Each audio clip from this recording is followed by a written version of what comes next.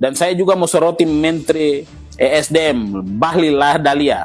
Bahlil, Anda ingat baik-baik, Anda bukan orang Papua, Anda itu orang Sulawesi. Anda itu aslinya dari Buton, jangan ngaku-ngaku Anda Papua. Saya sampaikan, saya menangis demi melihat Raja Ampat, wajah Raja Ampat yang hari ini kau rusakkan. Kau bilang kau orang Papua, kau Papua dari mana? Nenek moyangmu orang mana? Kau sampaikan buat kita. Kau hanya numpang Papua, nama Papua untuk mencari pamor di Jakarta, mencari jabatan. Kau bukan orang Papua, jangan kau jual-jual Papua. Saya kasih ingat kau Bahlil. Saatnya generasi muda Papua akan berbicara, saatnya gereja di Papua akan bicara untuk save Raja Ampat. Papua bukan tanah kosong.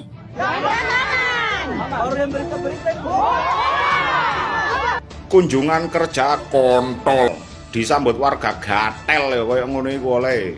Engko sampai Jakarta ngadep presiden, mohon izin melaporkan Bapak Presiden untuk situasi terkini di Raja Ampat, kondisi aman terkendali, tidak sesuai dengan pemberitaan di media. Maka dari itu untuk proses penambangan nikel bisa kita lanjutkan. Makanya Dwapuran wingi ngomong kita akan menghentikan sementara penambangan nikel di Raja Ampat. Sementara loh ya, bukan selamanya. Lagu lawas cuk, jancuk. Emang boleh Menteri ESDM setolol ini? Malah mengkategorikan masalah utamanya hanya berdasarkan jarak. Masalah utamanya itu bukan jauh atau dekatnya tambang dengan daerah pariwisata, bukan blok. Ngeri, anjing ngeri. Menteri SDM Bahlil stop dulu tambang nikel. Lain anjing tong di stop dulu siapa setan. Sia apal tuh Papua teh lain tanah kosong anjing anu bisa dieksploitasi sangeunahna. Jaga lestarikan alam siapa goblok. Parah pisan siapa anjing keur di Papua teh rawan ya anjing, rawan konflik ayeuna ku sia di kitu tanahna anjing. Kumaha lamun konflikna meledak anjing sampai akhirnya Papua hayang memisahkan diri dari Indonesia goblok.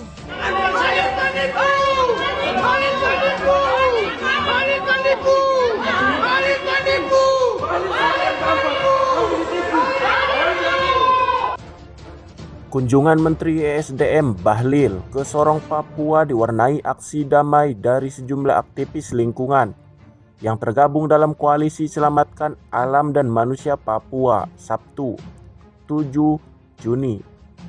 Masa datang ke Bandara Deo Sorong sekitar pukul 06.24 waktu Indonesia Timur, membawa spanduk dan pamflet berisi tuntutan pencabutan izin tambang nikel di Kabupaten Raja Ampat. Tibanya rombongan Bahlil di ruang transit, para aktivis langsung membentangkan spanduk di pintu kedatangan bandara. Beberapa pamflet bertuliskan Save Raja Ampat dan Papua bukan tanah kosong juga terlihat dibentangkan peserta aksi.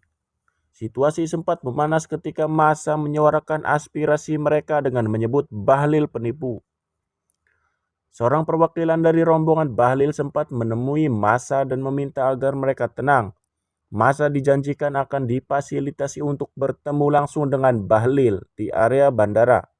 Namun saat massa hendak memasuki ruang terminal Bandara Deo Sorong, Menteri Bahlil bersama rombongan Gubernur Papua Barat Daya justru keluar melalui pintu belakang sekitar pukul 07.02 waktu Indonesia Timur. Merasa kecewa, salah seorang pemuda Raja Ampat, Unik Lawen, menyayangkan sikap Bahlil yang dianggap menghindari massa. Bahlil penipu. Emang lucu banget pemerintah, kalau udah mentok ujung-ujungnya asing lagi aja yang disalahin. Udah jelas-jelas itu surat izin keluarnya dari tahun 2017.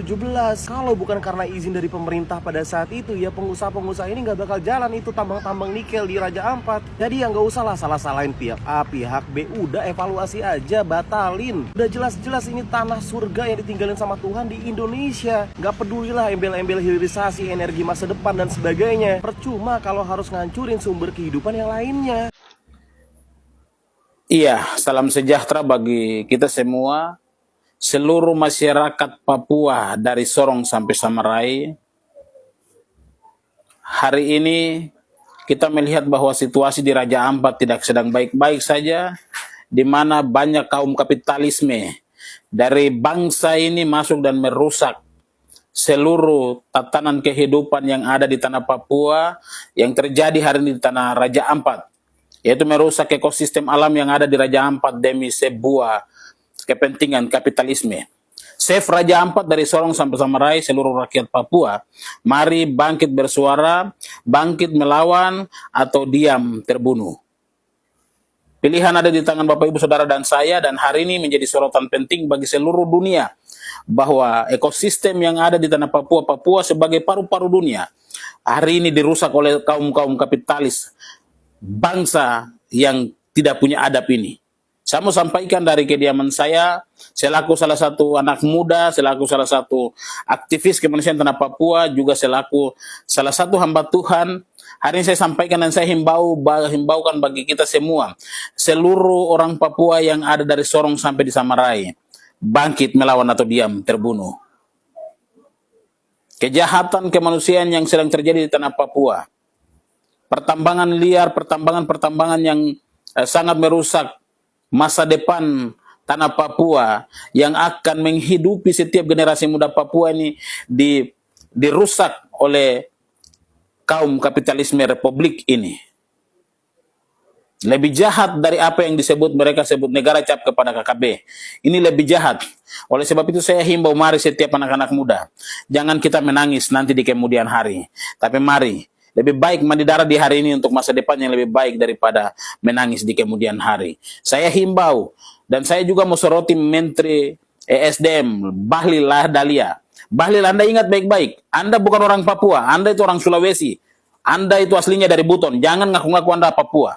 Saya sampaikan, saya menangis demi melihat Raja Ampat, wajah Raja Ampat yang hari ini kau rusakkan. Kau bilang kau orang Papua, kau Papua dari mana? Nenek moyangmu orang mana? Kau sampaikan buat kita. Kau hanya numpang Papua, nama Papua untuk mencari pamor di Jakarta, mencari jabatan. Kau bukan orang Papua, jangan kau jual-jual Papua. Saya kasih ingat kau Bahlil. Saatnya generasi muda Papua akan berbicara, saatnya gereja di Papua akan bicara untuk save Raja Ampat. Papua bukan tanah kosong. Papua punya penghuni. Tuhan sudah menciptakan setiap manusia untuk menduduki setiap wilayah-wilayahnya. Hari ini kami Papua, orang Papua, Tuhan ciptakan kami di tanah Papua ini untuk menikmati kami punya alam yang ada di tanah Papua.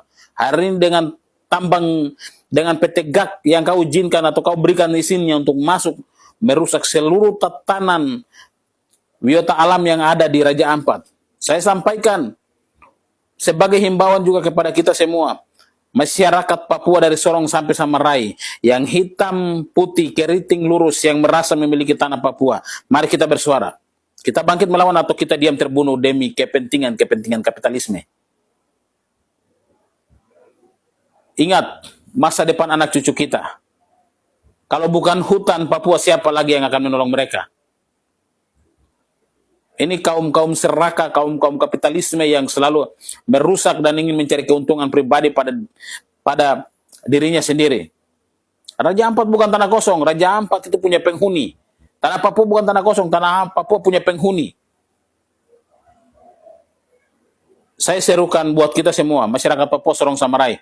Hari Senin, kita ramaikan setiap daerah kita dengan menulis atau kampanye terbuka bahwa kita save Raja Ampat atau melakukan aksi-aksi protes di setiap jalan-jalan atau kepada DPR untuk kita melakukan aksi protes kita bahwa kita save Raja Ampat. Raja Ampat bukan tanah kosong. Alam yang Tuhan titipkan begitu baik, surga yang hilang di mata dunia, begitu baik Tuhan taruh di atas Papua. Allah taruh di atas Papua bagi kita orang Papua untuk menjadi eksotisme tersendiri, memberikan kehidupan yang berbeda. Hari ini dirusak oleh pertambang nikel, dirusak oleh perusahaan nikel, PT GAK.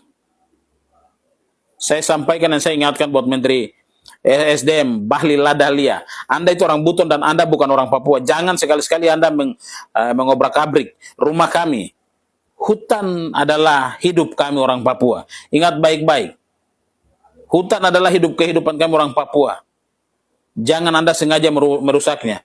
Hari ini menjadi himbauan langsung kepada seluruh rakyat Papua. Hari Senin kita buat aksi besar-besar untuk menolak PT GAK yang merusak alam di Raja Ampat. Dari kediaman saya, Edi Merani. Salam waras. Tuhan memberkati. Ini khusus buat Pak Menteri Bahlil ya. Kita tahu Bapak, lokasi penambangan itu bukan berada di titik lokasi destinasi yang terkenal di Raja Ampat. Kita semua tahu itu Bapak, jaraknya bahkan puluhan kilometer. Tapi Bapak mikir nggak? Kalau dia udah di destinasinya, kita masyarakat Indonesia bukan ngamuk lagi di sosial media. Orang bakalan berbondong-bondong udah murka semurka-murkanya di depan Istana Negara. Bahkan bukan cuman kita masyarakat Indo, dunia bakalan mengecam kalian kalau udah ke destinasi utamanya. Cuman permasalahannya bukan hanya soal destinasinya Pak, tapi soal perampasan hak-hak hidup. Lagian Pak, siapa yang menjamin kegiatan kepentingan sesaat seperti pertambangan ini tidak memicu kerusakan alam sekitar? Tuh kan setelah rame kayak gini, barulah kalian bilang ada pelanggaran di pertambangan sehingga dihentikan. Padahal ini sudah sejak 2017 izin dikeluarkan. Pertanyaannya, kok berani banget memberikan izin? Observasi seperti apa yang dilakukan Bapak? Baru menemukan pelanggaran atau takut kena sanksi dan dikatakan telah cacat hukum? Saya hanya bertanya ya Pak, entahlah apakah menteri-menteri terkait sebelumnya